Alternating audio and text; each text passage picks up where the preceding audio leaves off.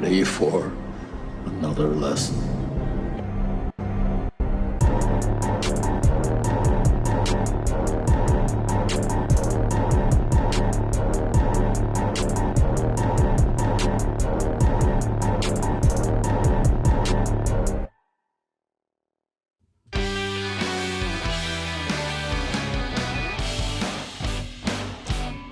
We're letting it fade out this time, Nathaniel. This is a special. Ooh. I always love it. It's better in person.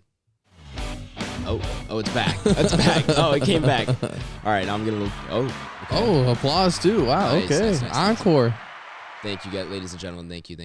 Yes, we are in person this week, ladies and gentlemen. All four of us, the entire squadron, gathered in one location. What up? It's been a while since that's happened, I feel like. I think it is. It has. When was it? Was it? Did we do one, all four of us, before I left for school? I think it might have only been three of us.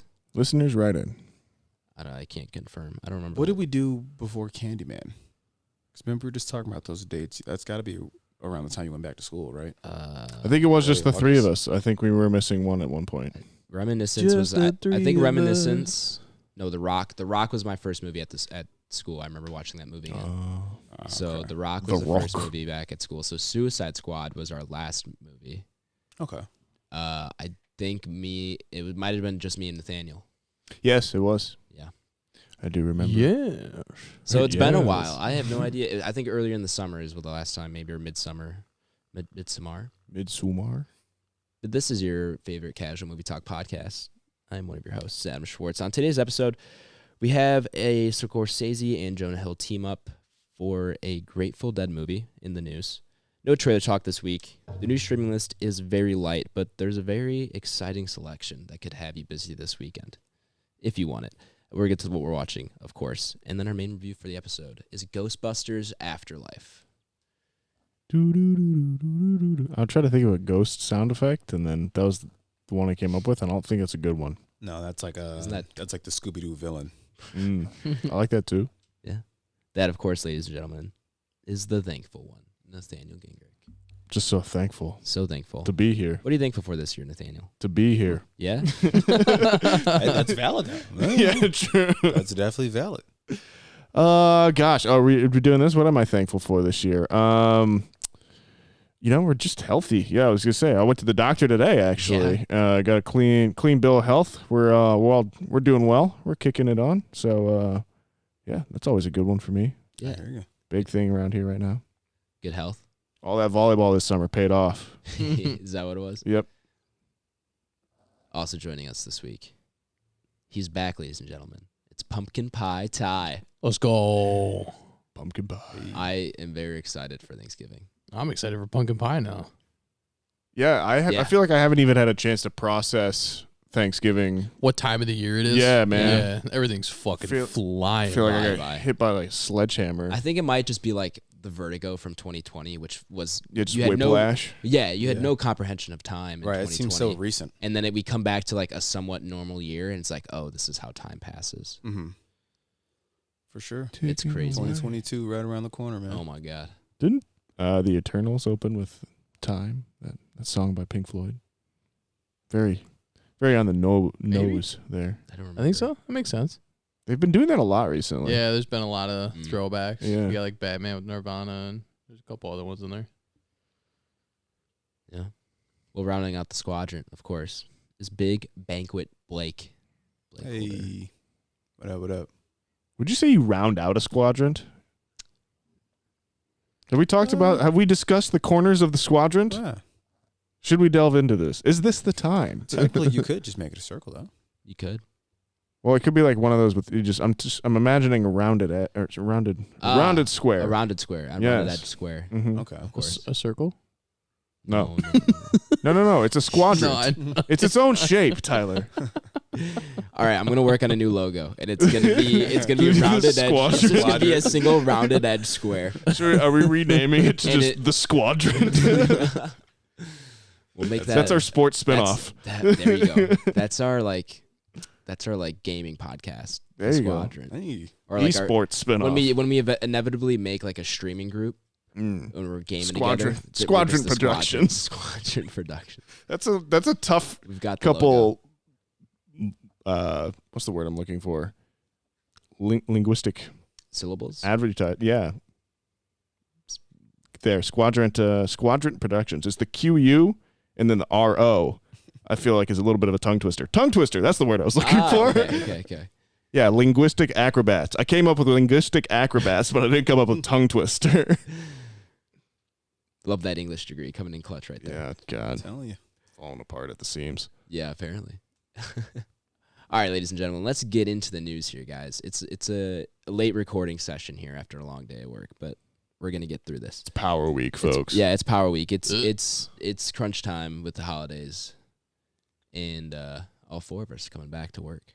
Surprise, Big you cat- sons of bitches. Big Cat's coming back to Best Buy. Yay. Talk about Definitely looking alliteration. forward to that. Just That when should be they dope. thought he was out, Yeah, we brought him The back comeback in. story. Just when he thought he was out. The comeback story. Yeah, I was like, I don't know if I'm Really gonna quick. make it back, man. I was like, maybe the holidays. Talking about comeback stories. How are we feeling about this Kurt Warner movie? That trailer Dude, got that played movie looks before fucking Ghostbusters. terrible. I'm actually pretty excited about it. Really? Yeah, I think can't- I think it'll be pretty good. I don't know. Who was asking for a Kurt That's what I'm Warner saying. movie? There's so, There's so many better. the things. obvious answer is like just make that on Tom Brady like in 20 years from now. You know? Oh, And- they're- I'm sure they probably will. No, there's gonna be a Last Dance. yeah, you know what I documentary, mean. I Just bet, do for something Tom for Tom Brady. Brady and do it. But Tom Brady's way weirder of a person than Michael Oh, Jordan is, though. True. Yeah. Anyway. I'm pretty excited for that. Okay. And my Well- family goes and sees a movie for Christmas every single year, and it is not a gonna good be Spider-Man? movie like that though. well, they definitely put that in the running. But I was also like, hey, we could also think about this because this looks pretty good. Is this All right. Well, report back. With is this how it produced is. by one of those super Christian production companies that kind of like do those movies every now and then that kind of pop up I and don't stuff? know. It kind of looks like it could be. What's it called?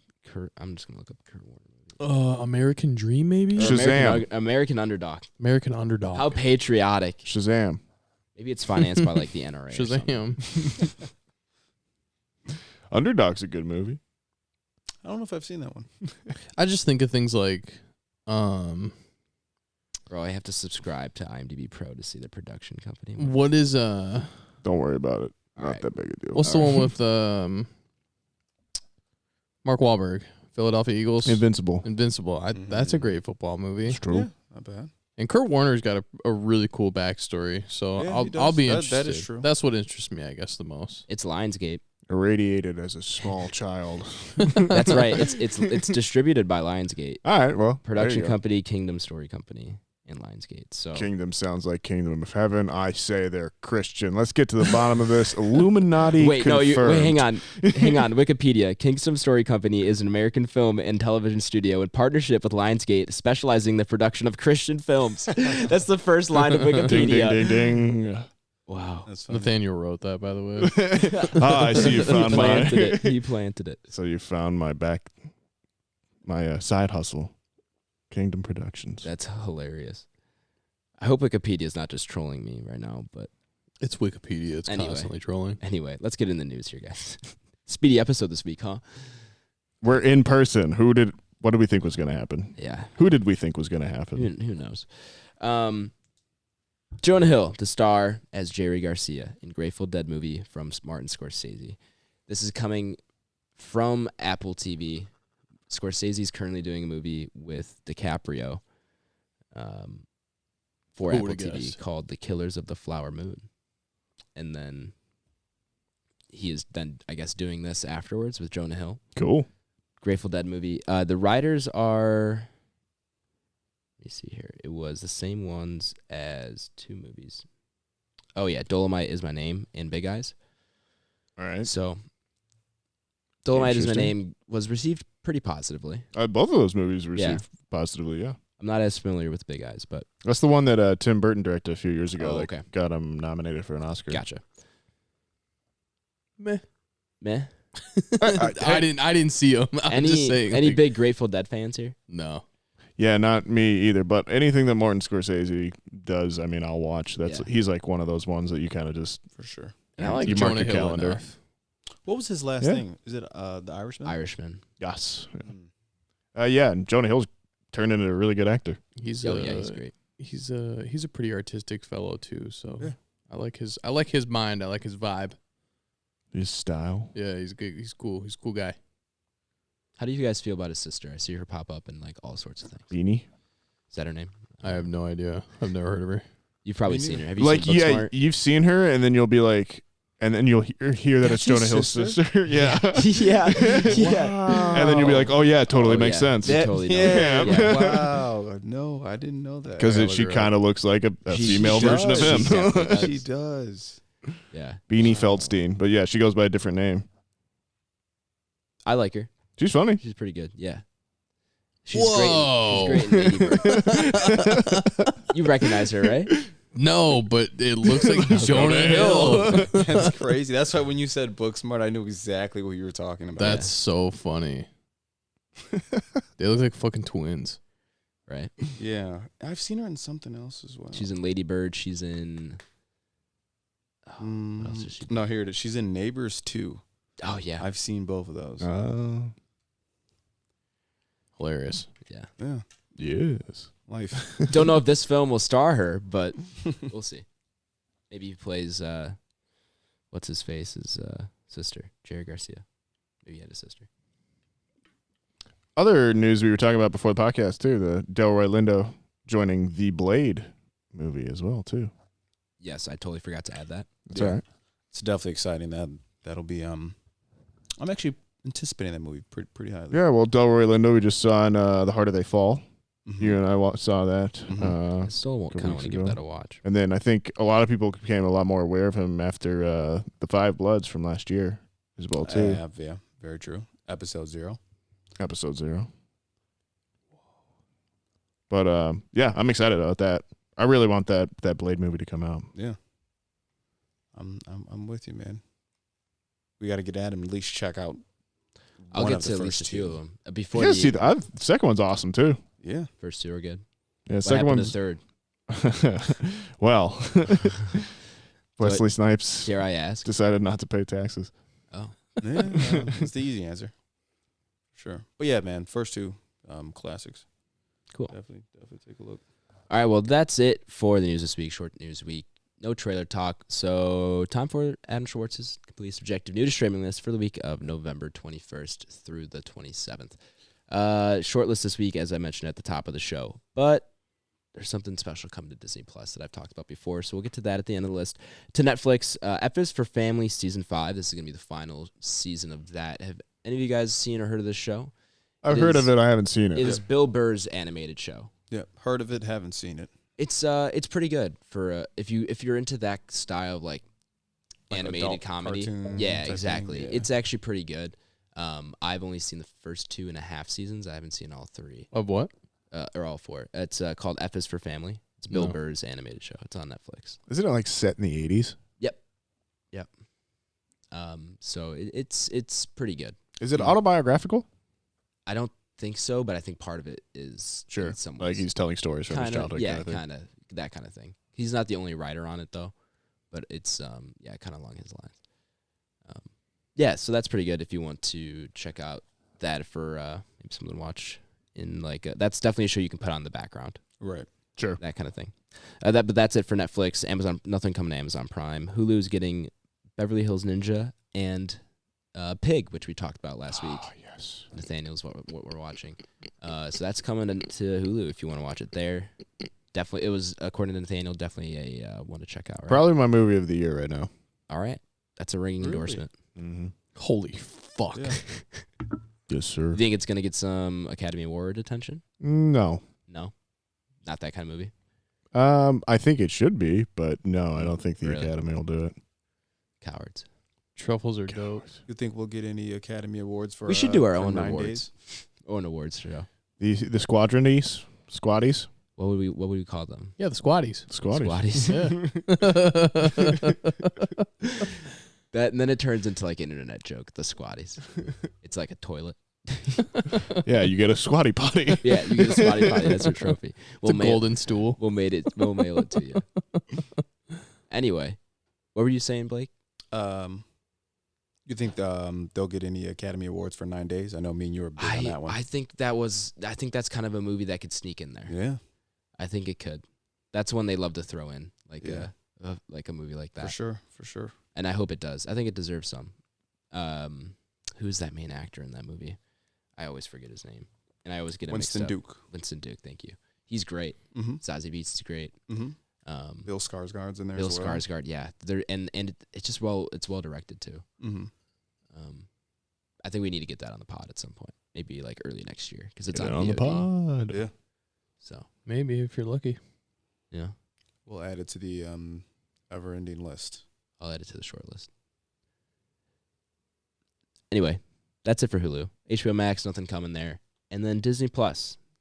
We're getting 2 things this week. Hawkeye, episodes 1 and 2. That's starting up, so I think that's going to be another 6-episode run. So we're getting 1 and 2 this week, so that means it'll go for about 5 more weeks after this one. And so we'll run through Christmas, essentially. I think is what we mathed out when we saw that trailer. Yes, I think we did Gotcha. decide that. So then, let me ask you this then. So I'm not a fan of any of those Marvel shows, but I have to ask: is this going to have anything to do with Florence Pugh's character?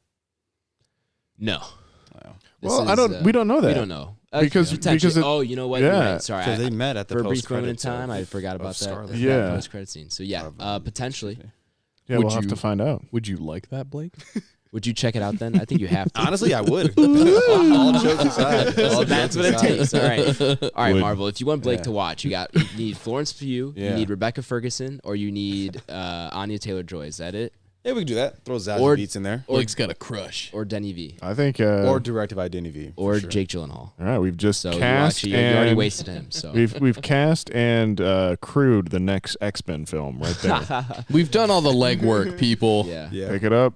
you're welcome. Hire us. Netflix. That might Hit work us out, up. though, if it's directed by Denny V, though. See, there you go. I think have they might be able to do something. Rebecca Ferguson, Emma Frost, Anya Taylor-Joy, Emma Frost 2. nice. Who was the other one? Florence Pugh. Florence Pugh. God, Yeah. just blondes.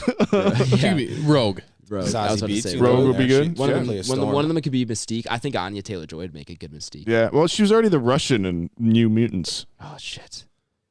Hey, that's That Fox. movie- that That's movie's Fox. bad. The multiverse, man. Okay, we're going with What was that. the other one? Her variant. Zazie. Yeah, exactly. Zazie. Domino. She's already is one. That's cool too. Yeah. Yeah, I was gonna say you could redo Storm. Yeah, it's Oh, Storm. she would be a Yeah, good Storm. valid. Who do you think will be X-Men? Or X-Men? X-Man. Wow. The leader of the X-Men. There's got to be like an X-Man, like X-Man. spin-off, like I guess you one-off could say character. Professor X is kind of Woz- the X-Man. Right in. Woz will get a hold of this for us. Who is the Anyway, X-Man? Who's going to be Wolverine in the MCU? I don't know how that slipped up. Who's going to be Wolverine, you think? Will Smith. No, please. Stop. Please, no. Love Will Smith, though, but I just Do you think do they not wanna get- see that. Would The Rock do it, you think? It can't be. No. Can't be. It's gotta be. It's gotta be someone way shorter. The Wolverine in like comic books is like 5'2". What about Sam Worthington? Who's Too old that? now? All right. Okay. Jake Sully. Jake Sully, I will fly with you. Or if you want to go younger, what about Kingsman Boy? He's not tall. Oh, Okay, I got you. Yeah. Taron Egerton. Taron Egerton. I'd really have to look into that one. I could see that one. Or even What about Timothée Chalamet? He's pretty short. too skinny. Yeah, no, Yeah, it's gotta be someone with like some kind of He's build just a too. small scarecrow Yeah. man. Yeah, I'm just Wolverine is just like a fucking stump of a man. Yeah. yeah. He's short and basically an immovable object. Jack O'Connell from Skins, he's a British actor. He'd be a pretty good one. He's kind of got Sure. that like kind of gritty style down to him. I don't know. She found like a guess we'll 21-year-old who's just been through like some shit. Who's got like the widest chin. Just a MMA fighter. Yeah, just that's fine. What about I'm Bill? good with that. What about Bill Skarsgård? How tall is he? Hey, he's tall. All the Is he really? Skarsgårds are. Yeah, they're all like 6'4". Okay, I was gonna say he's a There's younger no way actor they're who all could probably related. put on some. Yeah, they are. Yeah, they're all the one family. Stellan and has Really? the two sons, and then I think there's another one as well. I always thought possibly, but I was like, yeah, They're like last name. Sweden's royal Yeah. acting family. Okay, valid, They're like the yeah. dynasty from Eternals. Yeah. Yeah. No, very talented family. Kevin Hart. I was gonna bring up Fuck out of here. Yeah, I was gonna say Kevin Hart, and I knew I would get that reaction. So, How funny would that be? well, dude, you honestly, know that'd be- exactly what it would be. Oh, though. yeah. I would exactly. It'd be a Netflix movie. Yeah. Well, unless he wants to do the whole "I'm gonna be a serious actor" thing now that comedians have been doing, Yeah. So and that's funny. that's his. That's a rough you know, one. Yeah, no, that'd be a rough one. Wait, what about Terry Crews? He's Also- too tall. Too tall. Also big. Yeah. Yeah, but He's a former NFL player. that's a good point. That's a good point. Jesse Eisenberg. He's already He's- Lex Luthor, bro. Oh yeah, that's right. Dave Franco. I do Dave Franco. I would do guess. Dave Franco. Franco would be good. The dude that played Thorin, I know, voiced the Wolverine in their like podcast. That makes version. sen's. Yeah, I think Yeah, he'd be he's pretty good good. too. I can't believe. I can't imagine anyone in the audience is still listening at this point. Who cares? Just us talking. Yeah, just us talking. They're about it. Casual listening. movie talk. Yeah, I guess it is. Yeah, we're good. I guess, but it's. I guess we're First one in person in a minute, man. It's expected. We've been for 5 minutes just trying to name the next Wolverine, just throwing out any male actor Little that fan we've seen in casting. the past 6 months. Well, anyway, also coming to Disney Plus, the original thing that I wanted to get to this week, the Beatles Get Back is finally coming out. Is this the Jackson one? This is the Jackson one. Mm. So it's going to be in 3 parts. I believe each of them are at least or between an hour and a half, I want to say. Let me look at that up here. But they will be coming out 3 days in a row, Thursday, Friday, and Saturday, I believe. So you got the weekend to eat and just watch There's- some good old Beatles documentary. If you're listening on time, that is. If you're in the future, too bad. Sorry. Well, if you're in the future, you it's still up. You can still watch it right now. True. It's going to total 6 hours. They're each 2 hours in length. Typical Peter Jackson. But isn't that awesome? I can't wait. I'm going to watch all 6 hours probably this weekend, hopefully. Yeah, but you also watch Hamilton for fun, and that's like 4 hours too. All right, I have watched Hamilton twice this semester, and I just haven't put it This on the what we're watching. semester. I haven't put it on what we're watching list because I felt embarrassed. But yeah, I have put it on like once or twice, just in the background. But So you just never threw on the Snyder Cut Justice League for the 4 hours No. instead? yeah, when I want to go to sleep, that's what I put on.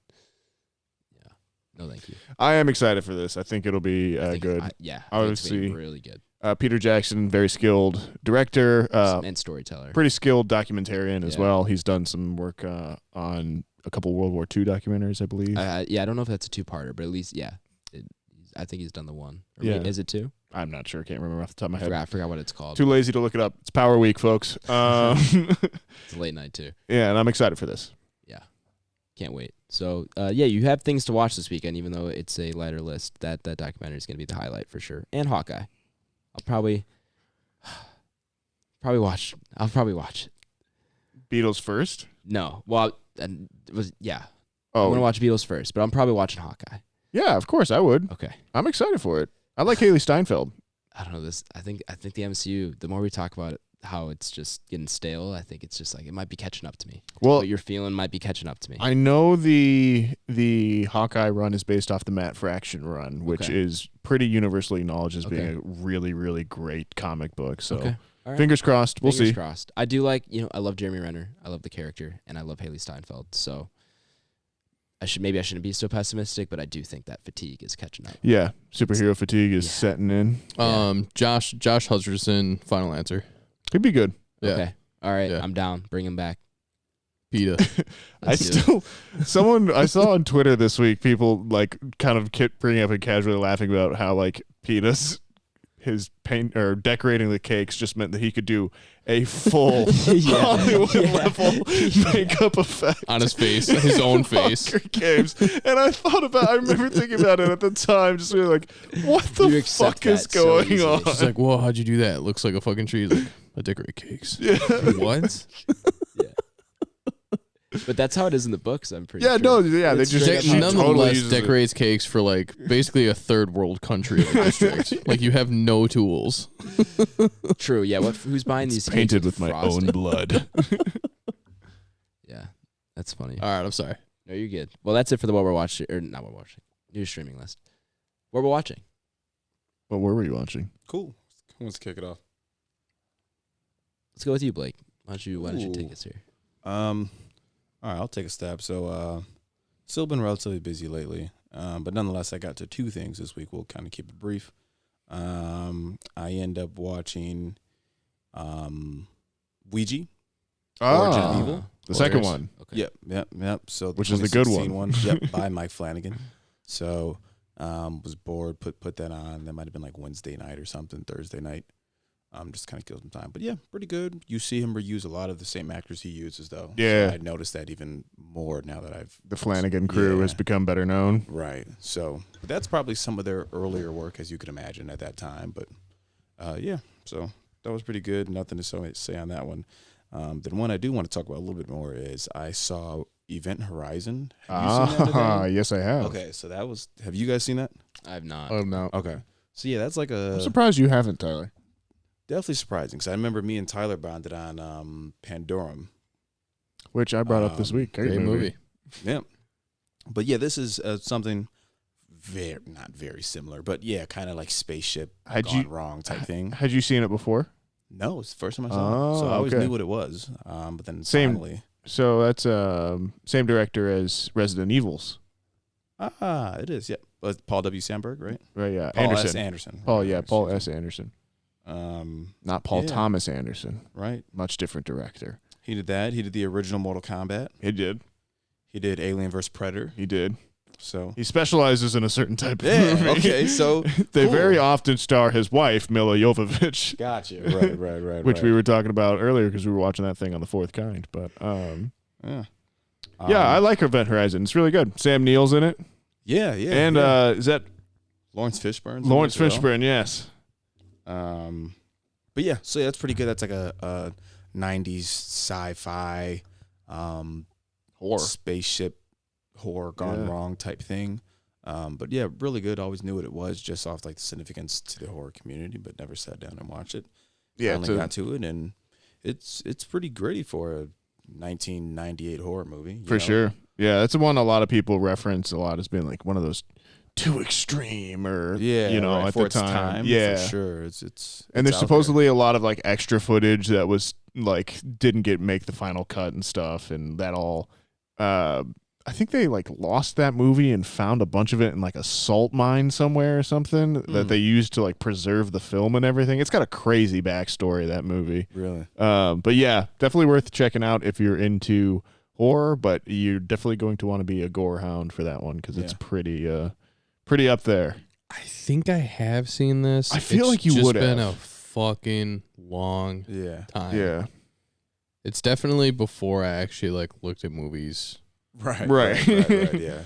in the way that I look at them now. It definitely is something that you probably could have caught on sci-fi in like Oh, 2005 for sure. or something. For you know sure. what I mean? So I feel you on that. But yeah, Ty, do you think you'd get a kick out of it? I know you like It definitely. Pandora. I just kind of rewatched the You probably trailer like a little it. bit, and I think I'm definitely gonna give it a rewatch because it's been a long time. Yeah.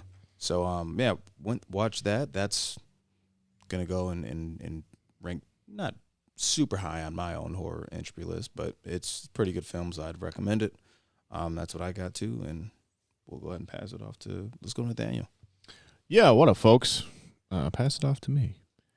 Hold on, I'm pulling up my list here. My phone locked itself. What a tragedy. What did I watch this week? Big one we got to Underworld.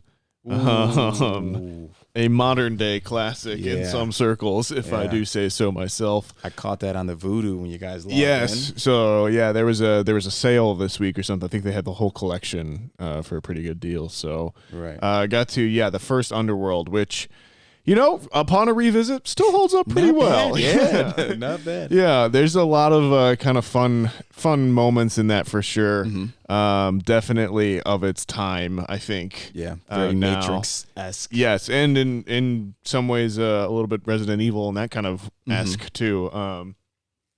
But yeah, it was definitely a big one at the time. It spawned a bunch of sequels. Have you seen all of the sequels? Anyone? Have you? Yeah. I'm a pretty big Underworld guy. Tyler, have you seen all the I sequels? have. Okay. I have seen probably I've seen the second one. I think I skipped the third because that's the prequel, and then I think I've seen bits and pieces of the fourth. but never the fifth one. The fifth one is rough. The fifth one's pretty bad. Yeah. Big fan of Rise of the Lycans. That's the third one. That's the third one, right? That's the one without Kate Yeah. Beckinsale. But yeah, that's awesome. Like I said, I haven't seen the first one in a while. Well, what's interesting is that, in the first one, they kind of tell the Lycan story, the background for the werewolves and everything. Mm-hmm. They take, for whatever reason, in the 4K re-release, they take the clips from Rise of the Lycan and use those in the flashback rather than the original actress they had there. Hilarious. So now you have the continuity of the same Makes actress sense. playing on it. Yeah, so it's very funny. It's something I haven't seen since George Lucas went back and switched everything in Star Wars or something, Right. But yeah, not bad.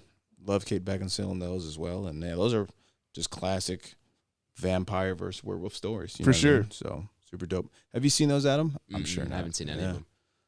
Yeah, man. One's That'd be a good one two to. is- Those are great ones to watch at the fraternity. Yeah. Yeah, that's like a good night.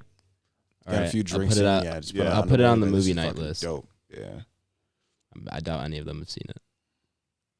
Someone's gotta have seen Underworld, man. I could imagine. It has to. Someone's had to have had an older brother. You want me to put a message in the chat right now and see if anyone? Yes, I yeah, do. please All do. right. I would bet somebody has. Has anyone seen Underworld? All right, 2003. I'm putting it out there. Is that when it is? Yeah. The first Yeah. one? I was going to say 2006. Wow. But I guess that makes sense because the fifth one, I know I was in college because I actually went with one of my roommates, and it was the only other of my roommate who was pretty into movies. Because it's who the fuck wants to see Underworld 5? You know what I mean? It's I went with one of my buddies, and yeah, that movie that's bad. Yeah. So another show I got to this week was the Cowboy Bebop live action series. Saw the first 2 episodes. Need to rewatch the third one because I fell asleep in it. But a lot of people are hating on this pretty aggressively. I don't necessarily see I get why they're saying it and everything. I don't necessarily agree with it. I think it's more choice rather than ineptitude, like a bunch of Twitter for some reason seems to think that it is. It's definitely a vibe. You will know that almost immediately, but I think it's worth a watch at least. I'm gonna definitely finish the series and everything and see where it goes. gotcha. Anyone else watch that at all? Or anything? I have not, but I scrolled past it and I was like, I'll probably take a look. Yeah. Yeah, people seem to really be kind of rubbing against the aesthetic and the kind of editing style is really kind of rubbing people the wrong way. Sure. Which I can understand because it's not a 1-to-1 translation from the original series at all, but it is very stylized and very much leaning into the anime, tropes and kind of expressions and everything like that, and kind of over the top nature. I think you're always Okay. going to have a hard time anytime you're trying to bring an anime into a live action. sure. 'cause, Yes. I mean, if you look at Initial D, people hate them. Mhm. If you look at Full Metal Alchemist, there's a live action of that. People hate it. The Death Note Yeah, one I know definitely. Yep. Yeah, it's was horrible. pretty reviled. Yeah. Also has so- Lakeith Stanfield in that. Ah, No one's quite hit the nail on the head yet, yeah. but I think these guys kind of went in with definitely that expectation, so they just went, we're going to lean into it, and just kind of take everything to that kind of nth degree. And again, for me, it works for the most part. For me, there's an inordinate amount of shots which are done at what's called a Dutch angle, which is basically you set the camera, at a certain you film tilted, you film everything at a tilt already, so that when it's played back, the effect is the characters are kind of skewed in the frame already. right. And when you use it effectively, it's a very useful tool to kind of communicate, something's wrong or something's not how it should be, or unease or dread. And it can also be used to kind of punctuate for, a joke or a meaningful statement or something, but they're using it so often that it just kind of makes me dizzy It's a little jarring. at the moment. Yeah. But, it's all still worth it. The performances so far have been great though. Cool. Definitely, check it out. Give it 5 minutes. If you don't like it, no harm, no foul. You're Gotcha. In that vein as well, I have started the anime called Kill la Kill. I've heard of this. And so this is one we need to talk about. Okay. So there's a pretty kind of open acknowledged in most anime that it very often directly sexualizes women in a pretty overt way. And that's just kind of comes with the territory in a lot of this. And then there's a lot of times where it gets fairly close to the line of like age appropriateness too. And that's pretty uncomfortable to watch in some places, how just overt that is. And it seems to be a kind of a societal thing, but it seems like there's an area where they've gotten away with it for a long time, and it's never really been brought to the kind of forefront of, anime is still so new in America. It's really not like discovered yet. And I feel like it has always grown up in that subculture where it was, it just was the way that it was. And so now kind of experiencing that now, you do kind of you bristle at it. It feels a little bit weird. So I like the series so far. The series is basically something that I have been waiting for a while now, which is one of these kind of typical shonen style, stories of a young character growing up and overcoming their kind of things, told with a female hero who is not in any way sort of passive or desiring of this a less structured role, but is very much the hero and is on this kind of same journey with the same kind of joie or goals and single-mindedness as your regular Gokus or anything like that. But the series' insistence on every time she powers up, it has to undress her.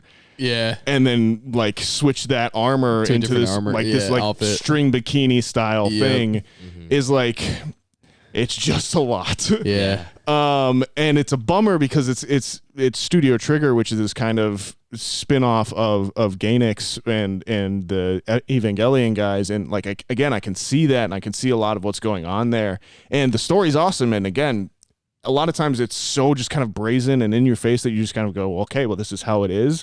But it's very much sticking with me a lot in this one. So gotcha. We'll see how it goes. I still think I'm going to finish it. It'd take me a lot for me to not finish something that everything else has been very much enjoyable, but it's something you're very aware of, I will say. Yeah, I've always just chalked that up to like it's a cultural thing. Yeah, you kind of have to, right? Yeah, you have to, in your mind, acknowledge that, this is definitely not good, and I don't enjoy this, but it's there, and it's pretty present. Yeah. But yeah, I'm sure there will be a lot of academic papers about it in the next 5 to 10 years. Maybe I'll write one. Maybe you will. Hey, I'll co-author it with you. Let's get on it. All right, let's go. But that is it for me this week besides Ghostbusters Afterlife. Tyler, what did you have going on? I know we've all been busy. It's Power Week. Yeah, I've been super busy. Don't have a lot going on. Couple things I did get to. Vikings has been on in the background. Per usual, if I'm just kind of cleaning up, doing laundry, whatever. I did, however, start Arcane, which is the League of Legends anime. My roommate was watching that. I guess I wouldn't even call it an anime. I mean, technically it's an anime, but yeah, it's an animated series. It's an animated series. It's not like a Japanese anime. Yeah. But that's been really great. I got 3 episodes in, I think. So, and I'm not even like a huge League of Legends fan. I've never played it. But I know there's been some pretty good lure behind all those characters and what that story is about, and so it's been pretty fun so far. Yeah, I've heard like the action seems pretty good. Yep. And then I also got to Forged in Fire. Nathaniel had texted me that there was new episodes, but I knew that there was new episodes, and I definitely got into some of that. So again, just one of those things I've kind of had on in the background while I'm doing something, but you just can't count out Forged in Fire. That's a great. It's a classic. Great. We threw it on before you got here. Good. Yeah. It's phenomenal. We watched an episode or two. I love it. I love every part of it. It's good. And then the only other thing I got around to was we had a race this weekend. We did. I didn't catch it, unfortunately. No. I really wanted to, but I was busy all day. I was happy because it was in the morning for once versus some of the other ones that have been kind of like late afternoon, mid-afternoon that have just been kind of in the middle of my workday, which kind of suck. Yeah. But this one was really fun, and I was glad. It was a good race. Yeah. Obviously I saw the results. Yeah. Yeah, every time the hard part about the race is anytime someone, is out ahead in front of like everybody and it's a clear out in front, people tend to not think that it's a good race, but I love it because not all the action has to happen at the front of the grid. Yeah, exactly. And this was a track that definitely promoted a lot of high speed, and when people were overtaking, it was with a lot of speed, and it was a lot of fun, and the middle of the pack got a lot of cameras put on them, which is always fun. That's a good entertaining track usually, right? Yeah. Well, this is the first time that they've been there in a while. Really? Okay. Yeah. They typically don't always go to this track, but I feel like okay. But yeah, it's been great. I thought it was really fun. Like I said, really high speed. Most of the time you're going flat out throughout the middle section, even though there's a lot of turns. It's very sweeping, but I had a lot of fun with it. And my boy Max is still holding on to the championship. Red Bull's still fighting. It's tight though. It's like 9 points. That's one. I know, race. but even if he places second, it's still increasing his lead, which is still good. What we haven't brought up is Alonso was on the podium. I know, yeah. So that's always fun when you get like one of those. Podium? 108 races ago. 108 races ago. Wow. Yeah. The man was back. He raced great. His last podium, I can't remember if it was the race before or the race of, but his last podium was the same race that Max Verstappen had his first podium. 2014. So Does that sound right? Yeah. Yeah. 7 years. 7 year. The Hungarian Grand Prix. And so yeah, that was pretty cool. I like Alonso. He's obviously a really fun guy. He's the legend. Yeah, so he's been a world champion before. So Yeah, good. it's always really great when you see either some of those older guys or even some of the younger guys that are just sitting in the middle of the pack or even the back of the pack come up and hit a podium. It's always really fun, and it also does suck to see your guys struggle a little bit. DR3 had a rough weekend. He sure did. Norris had a rough weekend. Gasly didn't finish as well as he could have. Too. Yeah, that was pretty disappointed. I really would have liked to see an AlphaTauri up there, Yeah. but yeah, overall it was really good. I had a lot of fun, and there was a lot of action, and the boys are still pushing. So it's a very fun season because there's all these kind of like mini battles going too, where you have McLaren and Ferrari for kind of 3 and 4, and then Alpine and AlphaTauri as well too. Yep. So other than that, Adam. Yeah, unfortunately, I didn't get to that F1 race as I mentioned. That's okay. That's okay. But excited to watch these last ones.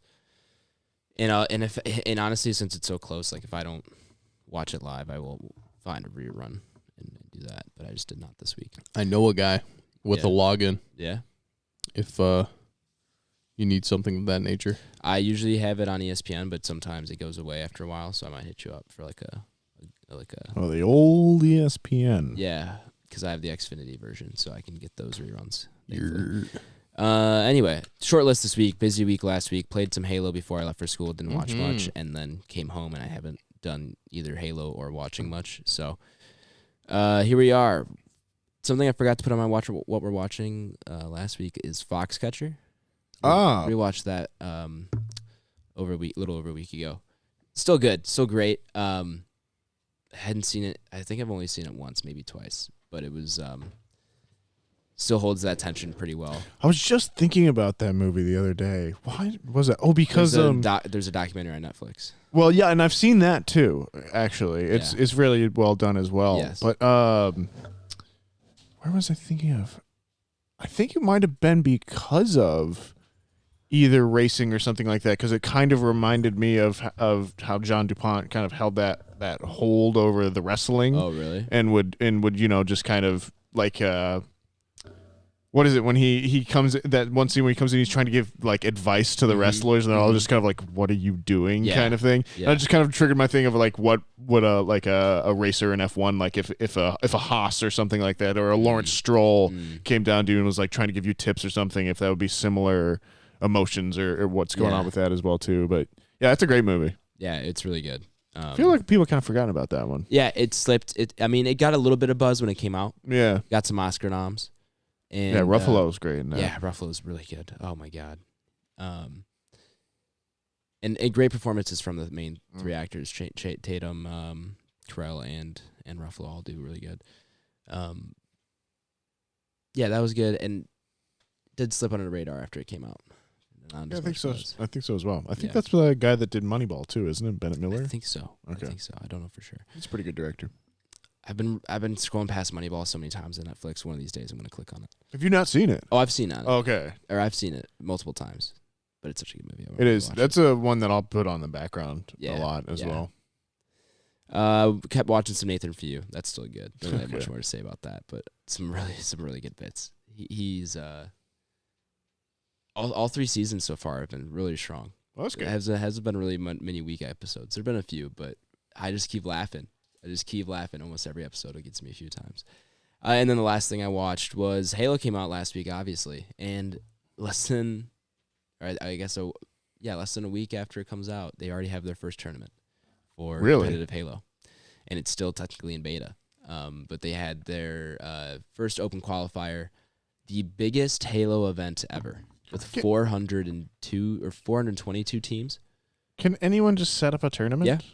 No, it's like Halo, the developers, Oh, okay. with an esports organization called the Esports Engine. Okay. And the two of them are running it together.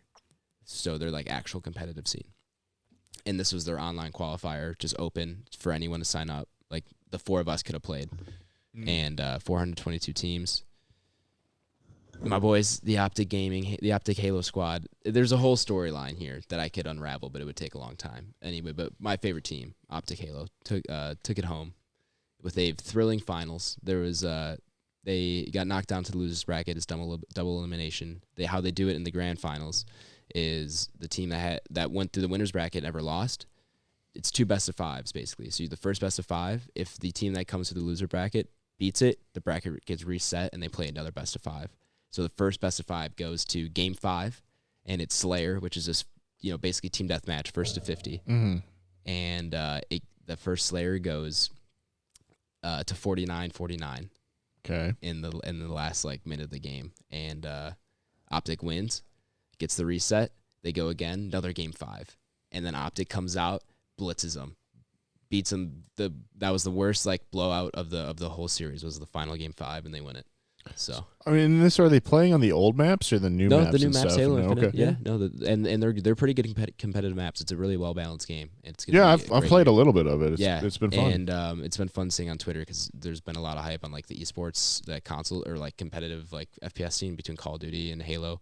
Just a lot of buzz about Halo, just in general throughout. I would say most of the gaming community and streaming and everything like that. A lot of buzz about Halo. It's really cool to watch. So they got another tournament this weekend. They've already set up their whole roadmap for the next year and all the events they're having, which has been nice to see because not something that a lot of games nowadays do. Right. So it's good. That's really all I watched this week. I'll toss that on over to Nathaniel to finish us off. No, I already talked. Did you? Oh, you're right. You're right. He was first. I was last. I don't know. So much happened where everyone moved for a second while we were each talking. Seemed like a little bit longer. Yeah, it just threw me off a little bit. But anyway, we made it to our review segment. Did Blake go? I did. Yes, I you went did. First. You see? Whoa, what? Yeah, right? Event Horizon, my man. Time is a flat circle. Yeah. Yes, What the sir. fuck? Yeah. Isn't that from Interstellar?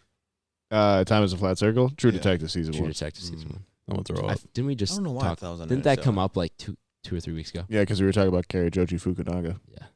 Hmm. Anyway, welcome listeners to the main review segment here at Back Row Banter. Nathaniel, if they're new or maybe they've just forgotten, can you give them a rundown of how it works? What up, folks? The way our main review segment works here at Back Row Banter is it is split into 2 sections. There is the non-spoiler section, and then there's the spoiler section. It's pretty self-explanatory.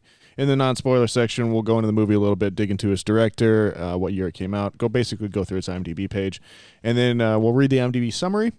From then on, we'll go around, give our first initial thoughts and reactions to the movie itself. At the end of that time, we'll all come to a decision. Do we recommend this movie, yes or no? Got to be yes or no. There is no nuance on the internet. And then from then on, it's going to be spoilers. I'll play the spoiler sound. You'll listen to the spoiler sound, and then we'll get into spoilers. And get into our deeper thoughts about it. Any big scenes for us or standout performances, anything like that. If you don't want it spoiled for you, do come back. We'll play the spoiler sound again, and then we'll rank this movie up on our Entropy list so you can avoid that whole section. It's marked in the times codes or it's marked in time codes in the description. And yeah, come back for us to see where it ranks on our Entropy list, which is our big list of everything we've watched for the podcast. Ranked. Adam, tell me about Ghostbusters Afterlife. Is there a question mark at the end? It is now. Okay. I'll It'd be a cool movie title, though. Afterlife? That would be funny. Anyway, this is Ghostbusters Afterlife, a new movie, rated PG-13 with a runtime of 2 hours and 4 minutes, an IMDb rating of 7.8. It's pretty high. That's pretty high. That's higher than, I would say, probably, that's on the upper third of our entry list, I would say, rating. I would say so as well. Probably pretty close. So yeah, getting pretty overall positive reviews, which is I guess good to see. Directed by Jason Reitman and written by Gil Keenan, Jason Reitman, and Dan Aykroyd. So good squad there for Jason Reitman, yes, the son of Ivan Reitman, the original movie's director. Very trustworthy hands. I would say. I would say so. Yeah. Starring, of course, Carrie Coon, Paul Rudd, Finn Wolfhard, McKenna Grace, and Logan Kim, and Celeste O'Connell. I would say that, and then of course starring Bill Murray, Dan Aykroyd, and Ernie Houston. We can keep going with all these. You know who they are. Yeah, so a lot of the original cast, and someone who I was not expecting to be in this movie. Yeah, that is true. J.K. Simmons. Who? I had another pleasant surprise when I was watching this, where I saw an actor. I was like, "Oh, this guy's in here. I like this guy." The sheriff. Yeah. I recognize him. What is he in? He's in a lot of stuff. He's in. Have you seen Devil by M. Night Shyamalan? No, I've not. I feel like I've definitely seen him before. It was like he looks familiar. I just couldn't. Maybe Bokeem Woodbine. Yeah. Is that his name? Yeah. He's in Spider-Man: Homecoming. He's the Shocker. Oh yeah. Yeah. Oh, he's in the Halo TV show. Ah, well, maybe you'll see more of him soon. Maybe. Potentially. Anyway. Anyways, now that we've gotten over that little That's a lot speed of bump. there's more people, of course, but that guy's also known as like evil Dave Chappelle. What? That's fucking hilarious. that's awesome. Yep, as I've seen on the internet a few times. That's so funny. I mean, I see it. The IMDb, I see it too. The IMDb summary reads as follows. When a single mom and her 2 kids arrive in a small town, they begin to discover their connection to the original Ghostbusters and the secret legacy their grandfather left behind. I'm down for that. Good summary. All right. How much more do I need to say? I don't think anymore. All right, I won't. Job's done. Let's get into these non-spoiler thoughts here, boys. I am Set the pleased. scene. Set the scene. I'm pleased. How was everyone feeling going into this movie? Because I feel like there was a lot of reticence among the squadron here. I was Not me. expecting subpar, and I got slightly above par. Okay. Fair enough. I had no interest in seeing this film. Have you seen the original? Sitting here watching this, I haven't seen it in one sitting, but I have seen the movie, if that makes sense. Okay. Right. All right. I've never sat down and watched. And then, so yeah, I just didn't really have the biggest interest in seeing this. So came in with very low expectations, and I saw the 2016 one or 2015 one Okay.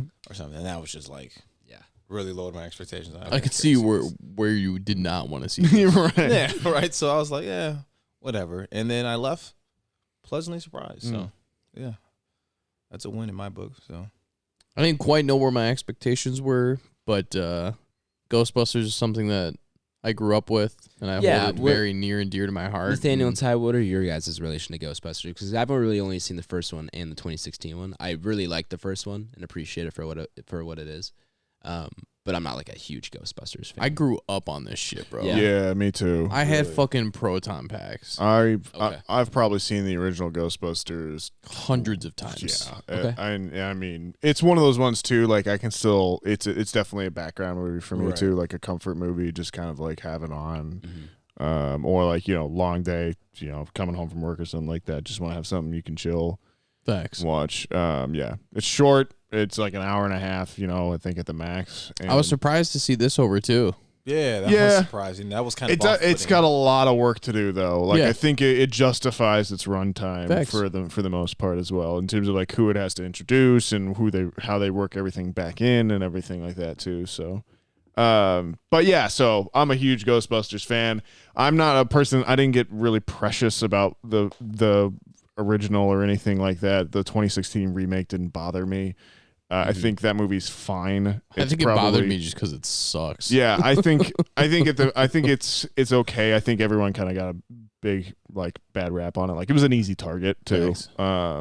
So I think it's all right. But this one I'm kind of two minds, because there's a part of me that enjoyed it. It got definitely into that nostalgia vein, very much so, and there was definitely that like Spielbergian part of me that loved this as well too.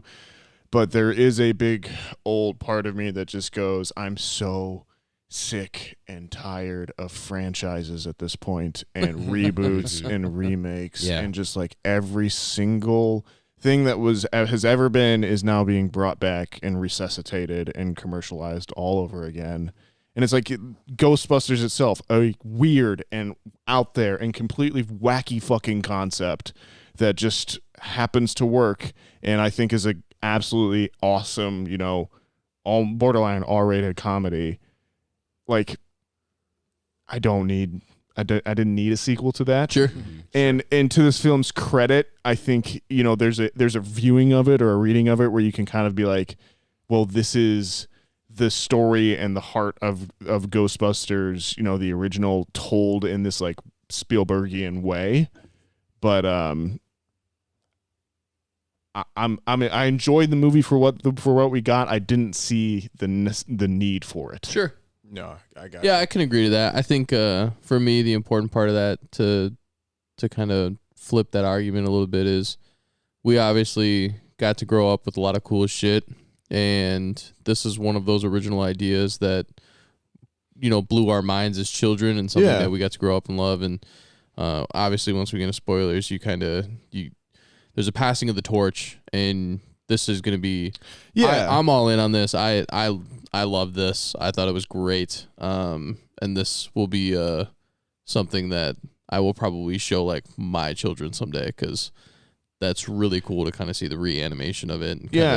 And the newer style. I guess maybe my response to that would be that I'm not necessarily, maybe I need to rethink that. I'm not necessarily hating the fact that they are bringing back Ghostbusters and they are resuscitating this franchise, but I'm also sad and frustrated that we're not getting new things either. I want new shit. Yeah. Facts. And so, I think you can find a happy medium there.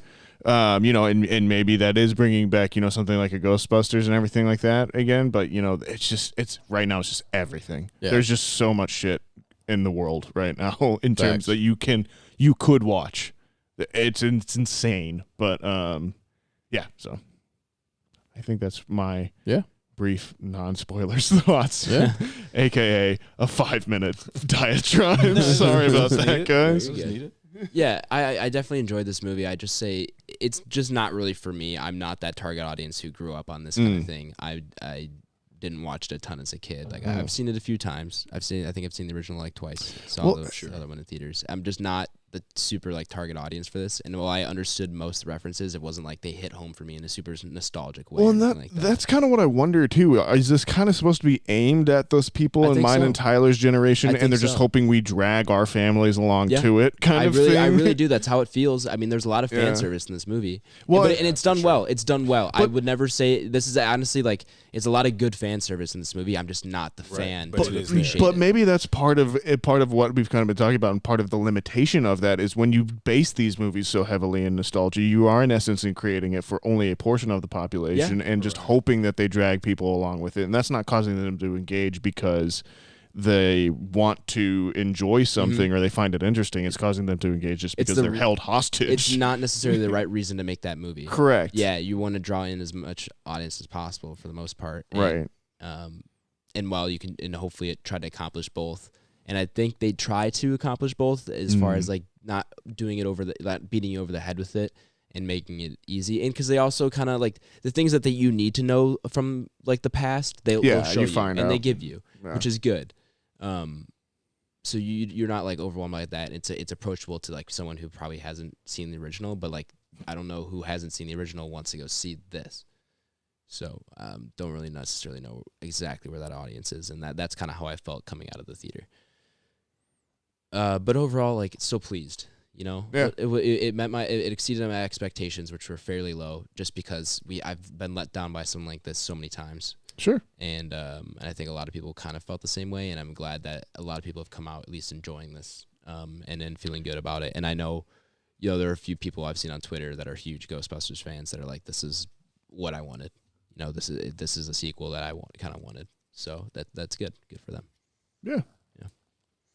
Do we have any other thoughts before we want to head on into spoilers? Are we all recommends? I'm a recommend. Yeah, that's right. I am also a recommend. Yeah, I'll recommend it. Yeah, I would recommend it as well, especially I'll recommend it, but especially if you've seen the original, like Right. you'll like it. And if you haven't, that's a little bit harder, but I think it's still like It's still not a bad movie. It's not a bad movie by any I means. was concerned this movie was going to suffer with an over reliance on Finn Wolfhard as one of the Stranger Things kids, and he's in it a pretty tolerable amount. The for lead most part. is fantastic, actually. McKenna Grace? Yes, I really, really liked her. Yeah, I was very pleased. Yeah, she plays, is it Phoebe? Yeah, Phoebe, McKenna Grace. She's great. She was really They good. try to make her as adorable as they possibly can. They do, and it doesn't always land, but it does enough. She's in too big of clothing for most of Yeah. this. Like, I think that's just kind of like an homage to the 80s, though. There was It like is. you know No, like it's gotta mom be, jeans and shit like it that, is. and It's just that this movie was borderline too sweet for me in some Sure. parts, and sometimes it kind of dipped its toe into that Yeah, edge. yeah, for sure. Podcast at every now and then kind of irked me a little bit. I hate brainless kids in Yeah. Hollywood movies. I'm fine with people that are there for comedic effect or anything like that, but I still need them to have an emotional root to the story at some point. Right.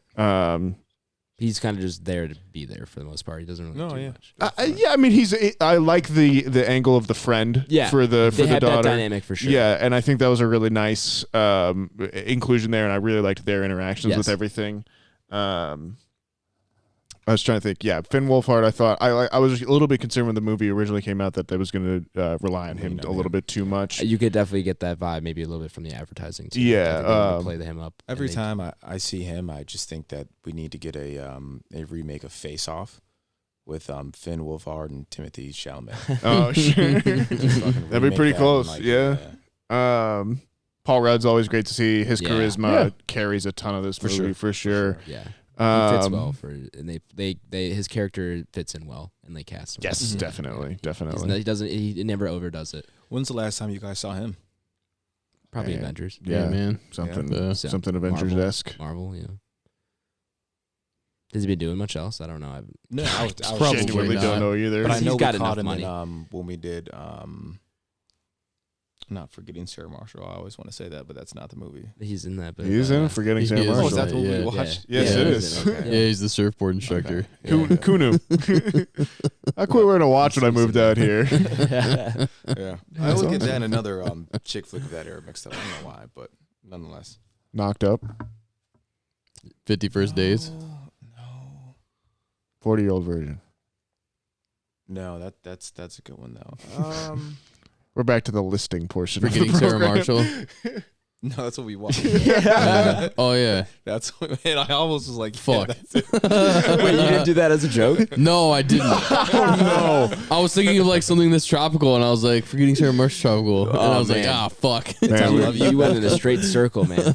You went in a straight circle. Yeah. we're falling apart at the seams, Yeah, we folks. are. Let's get into spoilers here, Life guys. is a simulation. movie is- the movie We're all really I tired. love you, Yeah, Beth it's been a Cooper. long. It's Power Week, baby. I love you, man. I think it's I Love You, Beth Cooper. Oh. Yeah, you've brought that up before on the pod. Yeah, If you have not seen Ghostbusters Afterlife and you do not want it spoiled for you, go ahead and check the episode description where I've set a timestamp you can jump to skip over the spoilers and be taken to the ranking up upon the entropy list. Spoilers. Spoilers. Nathaniel reached all the way over to press the button Hey. and then realized he had to do the spoilers with me, and then reach all the way back over. I appreciate the effort. You're welcome. On the ones and twos. So shit goes down. Shit goes down. Shit goes down. Hang on. The first thing I have to say. What's up? The funniest line in this movie is when that kid goes, "My name's Podcast."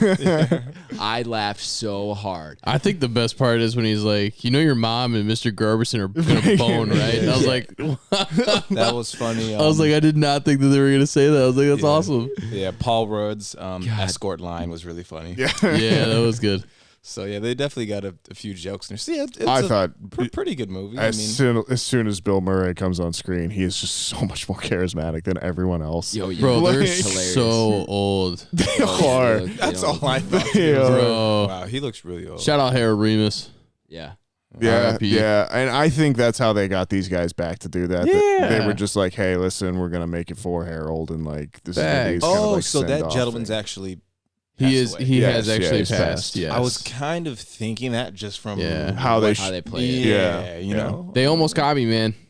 I was like You holding know- it back. I was very, very close. Yeah, so at the start of the movie when it's clearly him Yep. running across there, and like me knowing he's passed on, obviously, I'm like, man, I don't know if I feel okay with this. Yeah. Like this movie gets about as close to that line of like, ooh, this may be in bad taste Yeah. Right. as you can get I think they without did a going good job fully with it. over. I think they did too. I think they did too, but I think like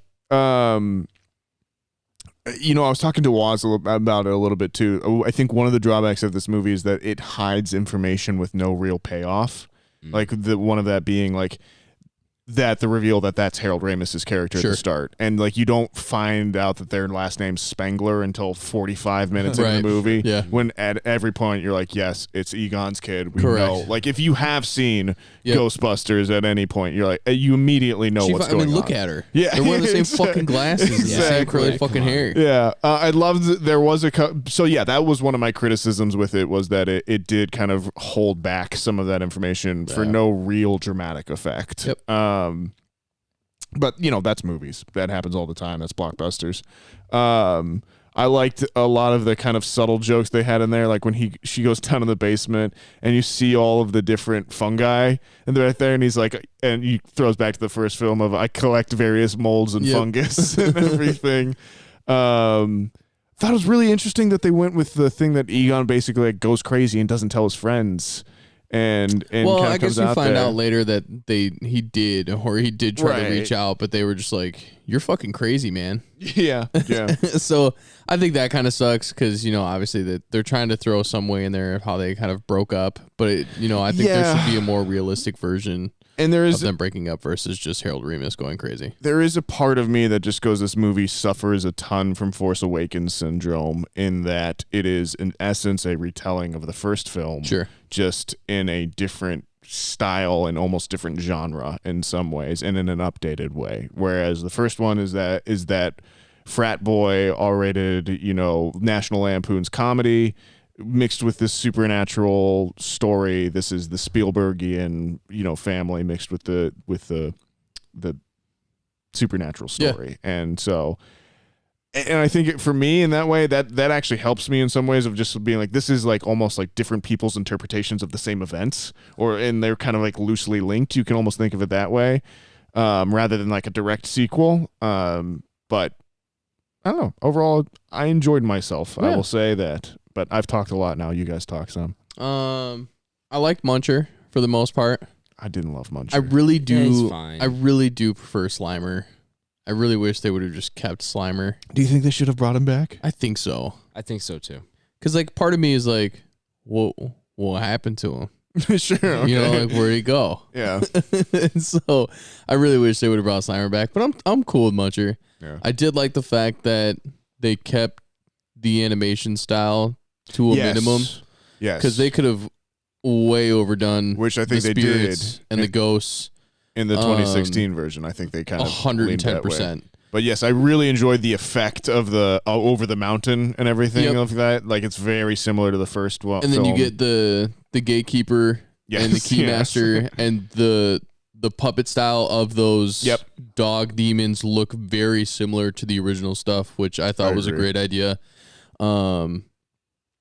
I do like the fact that when you get into you know, before a certain aspect of this movie, you're thinking like, you know, it's all humor, it's for kids and everything like that. And then you do take a step into when the mom finally gets possessed, she's sitting there, she's shaking, and they're like, oh my God, what's happening? And then you're like, oh my God, shit's going down. And like, you know, as a kid, I was sitting in the theater and there were kids around me, I could hear them. And, you know, they're like, oh, my God, Mom, like, what's happening? And I'm like, this kid's probably freaked out right now. I was like, this is great. Yeah, that is something I loved about Ghostbusters is it's a movie that for everyone over the age of 10, it's hilarious. Yep. But anyone under the age of 10, it does dip into horror and is a great kind of introduction to that. The first scene in the first Ghostbusters is genuinely scary in bits. And I do love that this does kind of maintain that in some elements too, as well. Similar to, I think, like a Shazam from a few years ago, in some ways, it does have those elements in there too. American Underdog, I agree, 100%. Was Shazam made by a Christian company? No, Shazam's made by Oren Peli, who is the guy that did Lights Out, which is a great little horror film, as well as the second Annabelle movie, as well as also his. I thoroughly enjoyed the fact that they brought the first ones in as a real event that happened. Oh yeah, and people just forgot. and there was like YouTube videos, and like their advertisement was a YouTube video. I was like, that's actually really smart. Yeah. That's a cool way to bring that in. That's really cool, but also like if a giant marshmallow terrorized New York City, that would never be forgotten. Like he walks out and he's covered in marshmallows. I fucking died, bro. Yeah, that was funny. That was funny. And I did like the Stay Puft mini marshmallows. The little gremlin. Oh, yeah, I did like as fuck. I definitely felt like that was a Gremlins reference. And then I think the only other thing that I would have changed is when all three of them walk on the screen. I wish all three of them were smoking cigarettes. Yeah. Because between the first one and the second one, I mean, there are so many cigarettes being smoked. Obviously, that's a clear 80s thing where smoking cigarettes are still cool, and people are like, they don't kill you. they might have, who knows? They might have good for you. Or who knows? Around that time, weren't they paying for advertisements? Sure. 100%. Yeah. So, but yeah, to see if you see Bill Murray walk on film, he's fucking like what 70 something, and just a fucking smoke hanging out of his mouth. I would have been like, this is great. That would have been funny. What's funny is Winston looks the best out of all of them in the two. But we're rewatching the original Ghostbusters on the screen in the background right now, and it's to the point where Gozer has come out, and they're at the temple, and it's still just some of the funniest like 10 minutes to me ever. I do like the banter between Bill Murray and Gozer, it's and he's incredible. Like, "What's up, babe?" And flat top. Oh man, go get her, Ray. That's always fun. And to do the "Are you a god" joke as well. But so good. I do think and this is kind of my last bit of criticism too, and this is the danger you run into with the original ending, which is again basically replicated in this one. In the original, you have 4 absolute veteran comedic actors who can carry that scene 100% on their own and just with timing and words and jokes. And in this one, and through no fault of their own, you're just relying on the kids and they just don't carry that as successfully through there for me. And then again, to my point, I feel like as soon as the 3 boys are on screen, they're it's just like your eyes are glued to it. That's when all the feels came in for me, and the fact that I love that last shot of all 4 of them there, Winston turning to him and noticing Harold's there and everything. It was just that was really, really, really nice. But overall, I think I enjoyed it. My expectations were, or it was better than my expectations. So successful day at the movies. Agreed. Blake. Yeah, man. I knew you were going in. You were dreading this. Yeah, you did not want to see this. No, yeah, and I voiced that a few weeks back as well, listeners off pod. But nonetheless, went to watch it, and pleasantly surprised. And sometimes that's like one of the best feelings when watching a movie, even if it's not the greatest film you've ever seen, but it's going in with something like, hey, I don't really want to see this, and you walk away like, oh wow, I'm actually glad I saw that. It's always a good like change of heart and mindset. So yeah, I actually didn't mind it. The jokes are pretty funny. Like we said, Paul Rudd is kind of awesome. I think that was really enough that I was able to enjoy the whole movie, just so I can get some type of comedic relief between him and the little podcast boy. So, but obviously that stuff is in there for the casual viewer, and I am the casual viewer for this movie. So it worked out. I didn't know that Sigourney Weaver was in this.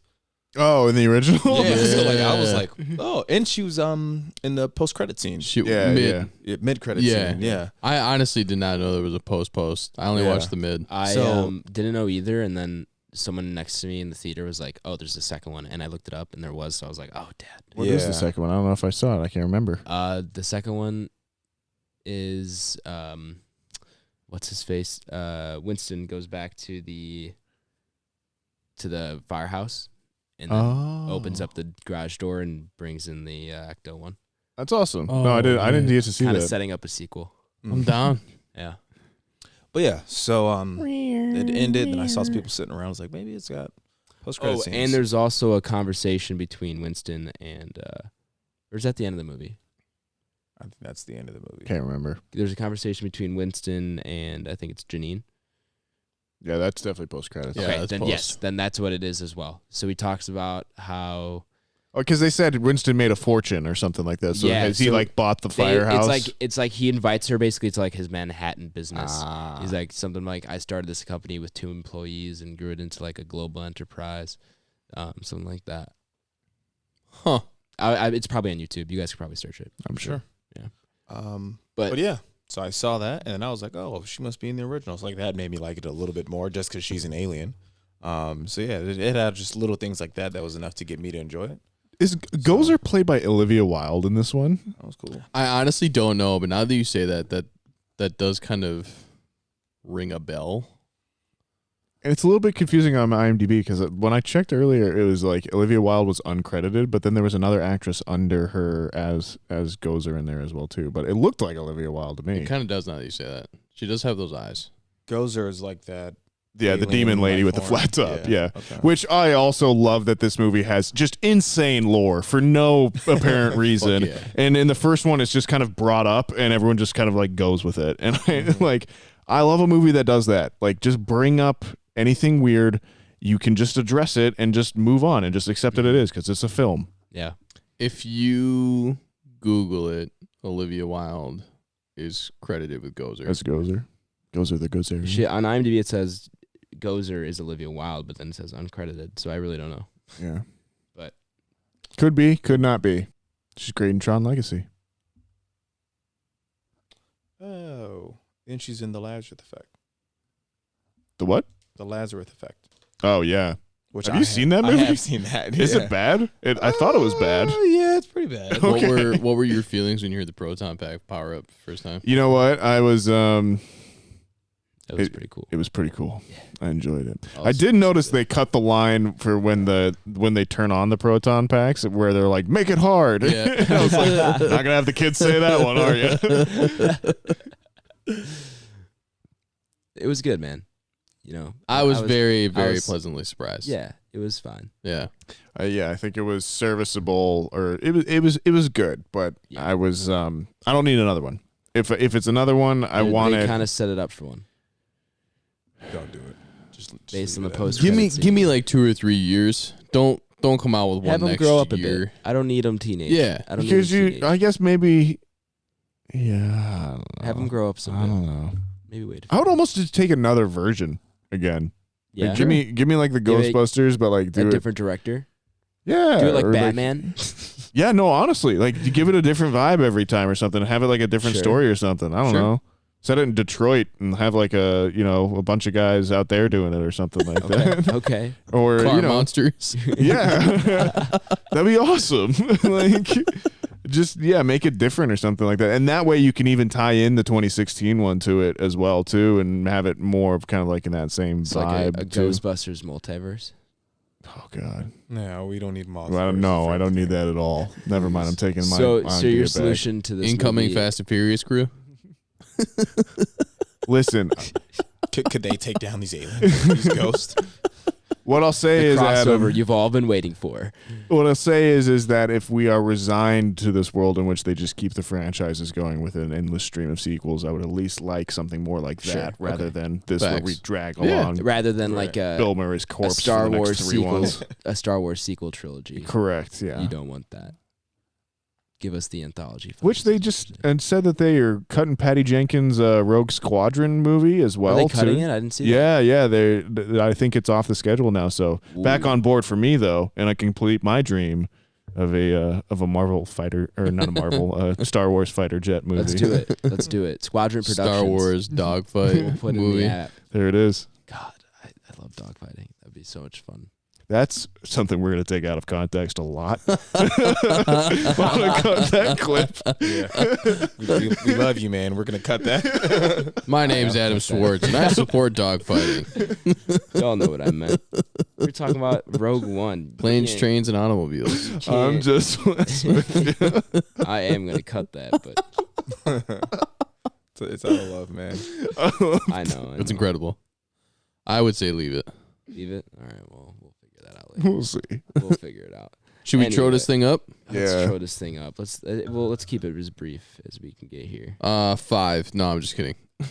Well, no, I just meant more. Let's like No way in hell we move let on. that slide. No way. Welcome back, listeners. Looks like I quit the podcast.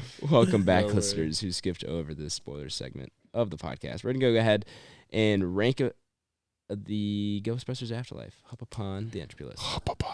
For those of you who do not know, the Entropy list is Back Row Banter's official list of every movie we have reviewed, regardless of genre, regardless of anything else, all on one fantastical list. This is essentially how we rate our movies, rather than do it out of 5 stars, out of 10, whatever it is. We throw up all the movies we review on a list and see how they compare to one another. If you'd like to reference the Entropy list for yourself, you can do so by checking the episode description, where it is linked to my Letterboxd. Episode 80, entry number 79. We're getting up there. Getting up there. Pushing 80. I guess I'll let it rip first, right? Went in with the lowest expectations, came out decently surprised. It's an okay movie. That being said,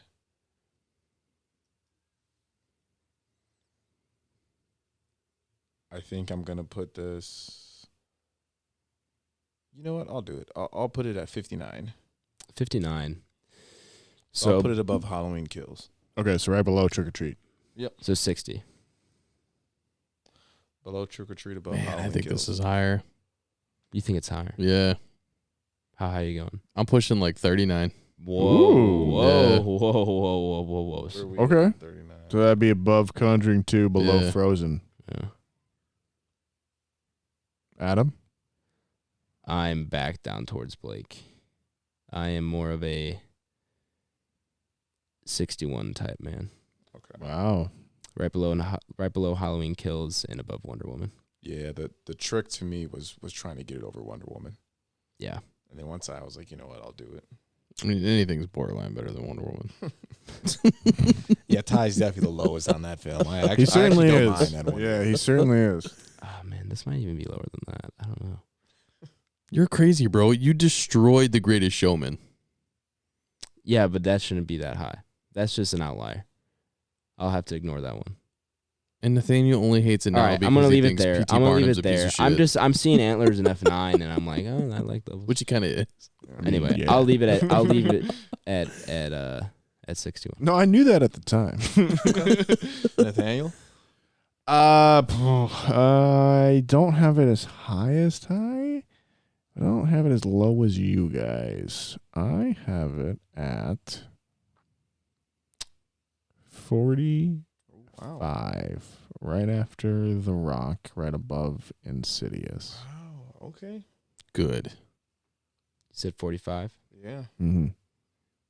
Ty, what was yours? 39. Ladies and gentlemen, the math brings us down to 51. I'm okay with that. Below Army of the Dead, above Ma Rainey's Black Bottom. That's where the average. Personally, I would like it to go 50, right above Army of the Dead, but I'm okay with 51. Yeah. Um, Yeah, just on my personal list, looking at this compared to Army of the Dead, I can probably give you that. I Okay. can give you that. Okay. Yeah, I can give you that. probably give you that. I'll throw you a bone. Yeah, I love that. I'm not mad. And it's below 48, so I'm good. I noticed that as well. And As it long as stays- it's below I the kept it descent, below. it keeps I kept it Blake below happy. blind spotting as well too. So Yeah, we're good. We're good. You try to find line there, Nathaniel. The but, Descent is Blake's gatekeeper. Yeah. Easily, yeah. Blind Spotting is also mine. Yeah, I use blind spotting quite a lot as a good gatekeeper as well too. But yeah, I think 50 is a good shot right there. I agree. It's a good spot to have it. So 50 it is. Ghostbusters Afterlife ranking at 50, right below Blind Spotting and above Army of the Dead. Let's see here. What else we got? That's it for the review segment. Our next topic, our next review is House of Gucci. House. I can't. I'm not even going to attempt. I'm not even. You guys gonna excited for this? Yeah, Ridley Scott. Just out of Yeah, you have Ridley Scott, Adam Driver, House. and Right? I'm not They going. just I'm not did the going last into duel. this with like super big expectations. I'm Yeah, going into okay. this with just kind of like this is just a movie. I'm Yeah, hoping to be okay. pleasantly I'm surprised. hoping to be entertained. I don't mind Lady Gaga. She's obviously I Yeah. proved herself in multiple different facets of the entertainment world. So I'm down to see what she's got. Yeah. And so Yeah. Jared Leto looks unrecognizable. always great. Yeah. Yeah, I think it'll. Like I said, I'm not heavily anticipating it, but I think it'll be pretty good. I have some hopes. I'm not trying to get my expectations too high. Adam though. Driver with Ridley Scott again. They just Yeah. did the last duel, It's true. which me and Nathaniel both caught separately, but we both agreed it was a pretty good film. That man's 83. So. He's cranking shit out. Yeah, He is. He's Ridley working. Scott famously only as good as a script, so we'll see how it goes. Okay. Yeah. So catch that. I think only in theaters next week. 5-star review. Too late. Move on. Yeah. Good point. We have plenty. We have the harvest. We'll keep spreading them out. It's true. There was something I was gonna do, and I totally forgot. I remembered earlier in the episode. I was like, I gotta remember something at this point in the episode, but I don't remember what it was. Plugs? So. No, we'll go to plugs. There was something I was gonna bring up that I totally Email. forgot. Someone wrote in. Was an email. I don't remember. Twitter, YouTube, Was it about the Instagram. recording of next week? I'll hopefully think of it by the time. we get to the end of the show. Words. Anyway, Spackle. Stapler. I'm not gonna. I haven't checked the email, and we're running late, so we're just. This not is gonna We do Are the that. Millers. They're playing charades. Share the podcast. Jennifer Aniston's like, Share it with- it's a dick. It's a dick. It's a big black dick. It's a skateboard. Share it with a friend, a family member, anybody you want. Share with your ghost busting buddies. If Into you ghosts. have ghosts, tell them to share it with their ghost friends. Yeah, we're always looking to expand into different. Amigo Dimensions. Fantasmas. For those of our Spanish friends. Follow the show. You can do so. Is that how you say that in Spanish? I have no idea. I was like, I didn't know you could speak Spanish. I'm trying to get us out of here, guys. My It's fault, my fault. 11:45. Follow us on Twitter at Banter Row, on Instagram at Back Row Banter Pod, and on YouTube we're just Back Row Banter. And then our email for any questions, comments, concerns, grievances, anything of that sort is backrowbanterpod@gmail.com. BlakeHolder, where can the people find you at, my man? Letterboxd as usual. BlakeHolder. I'll be on there logging things, listing things.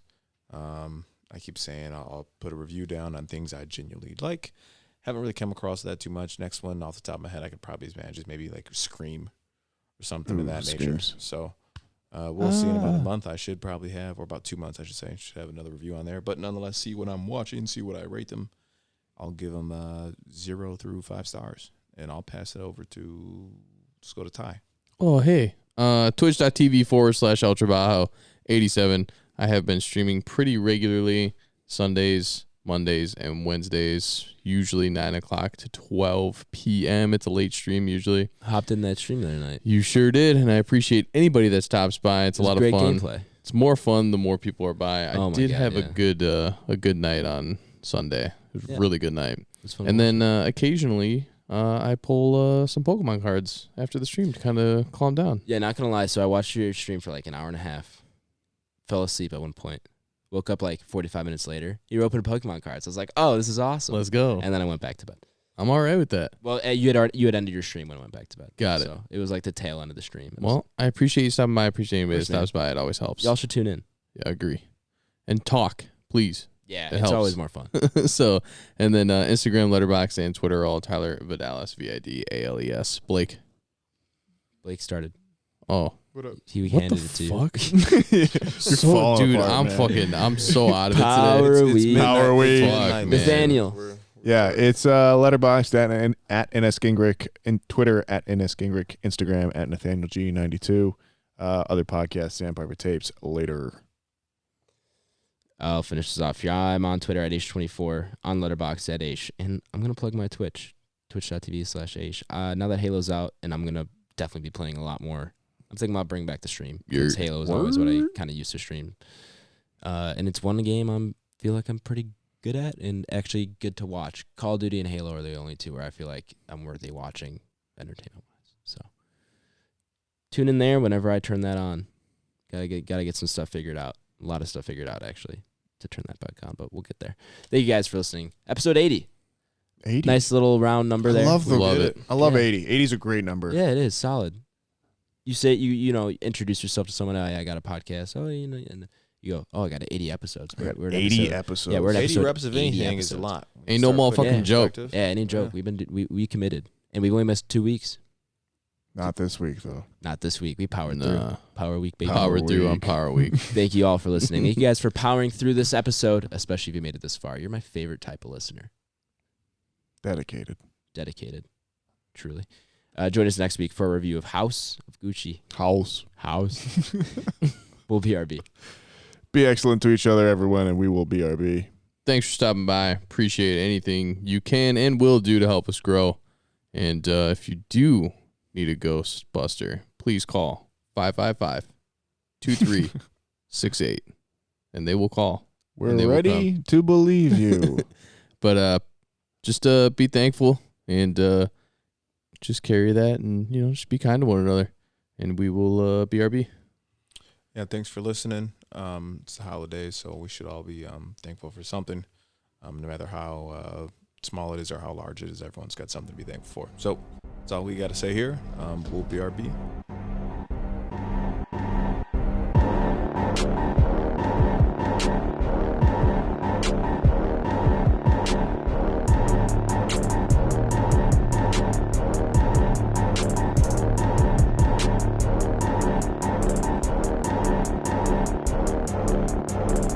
America.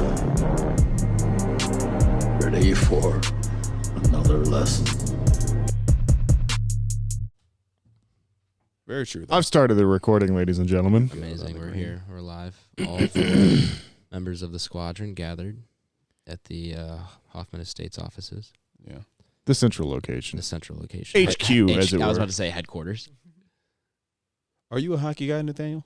No, I'm not a hockey guy. Okay. I imagine I'd enjoy it very much in person, but I have a tough time with it on TV, basically because I've never really tried. Sure. I used to play hockey as a kid. Really? Yeah. Justin, not a good skater. And bad at video games. Confirmed. Terrible. I think my generation in Chicago will always kind of be hockey fans just because we grew up with that dynasty, getting Blackhawks? 3 Stanley Cups. Yeah. Yeah, so like no, that's I'm how not- I'm into hockey. And No, like, because of that, everybody I think, has the same haircut. Sure. They all tried to get like mullets like hockey players and stuff like that. Yeah. I'm not too far removed from that because I think they won their last championship maybe like my 20 junior year of high school. I think it was 2015. I think it was 2010, 2013, 2015. Okay, so 2013. So it was the second one. That was when I was in high school. I was definitely drinking beer. But yeah, they were good. Never even went to a game though. All right, thanks for that information. I'm old. I was in like the 3rd grade. Do they have hockey at Mizzou? No. Hmm. They have like a pretty good club hockey team Sure. that goes around some plays, but they don't have men's tennis and they don't have hockey. Right. Because of their scholarships have to be equal split between male and female Right. athletes. For sure. And so they have men's wrestling. We have like one of the best wrestling teams. Like we're consistently Yeah. like top 5 in the nation for wrestling. That makes sense. 'cause And I do that see takes away a lot of the wrestling in scholarships SEC. from. That's why we don't have a tennis team. And I forgot what sport is taking up Yeah. hockey, but basically we don't have a hockey team. But yeah, that's probably conference wide though. Like I'm sure the SEC just doesn't have men's hockey. I think as a there are a sport. few, for sure. I think it's swimming. I think we might trade it off for a lot of men's swimming and diving. Right. We have a good swimming and diving team. Makes sense. Yeah. But- I can't believe we got made a bowl game. we do not deserve 6 wins. Yeah. Have you been to any of the bowl games? No.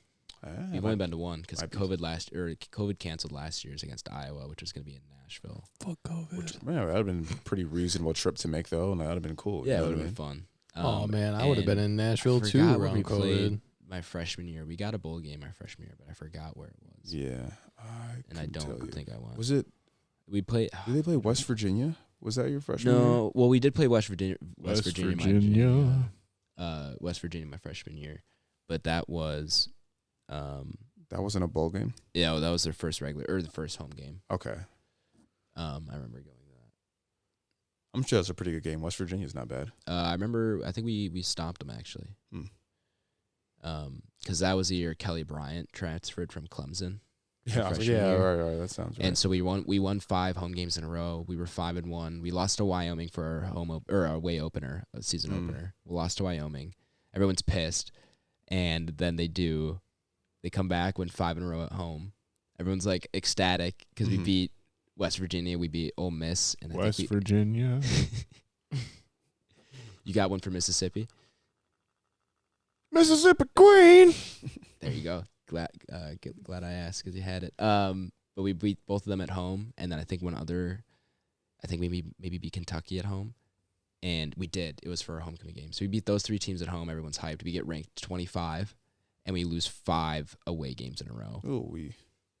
It might have been 3 or it might have been 4, and then I think we beat Arkansas to finish off the season and get bowl eligible, and we finished 6-5. And everyone was like, "Oh, what the fuck."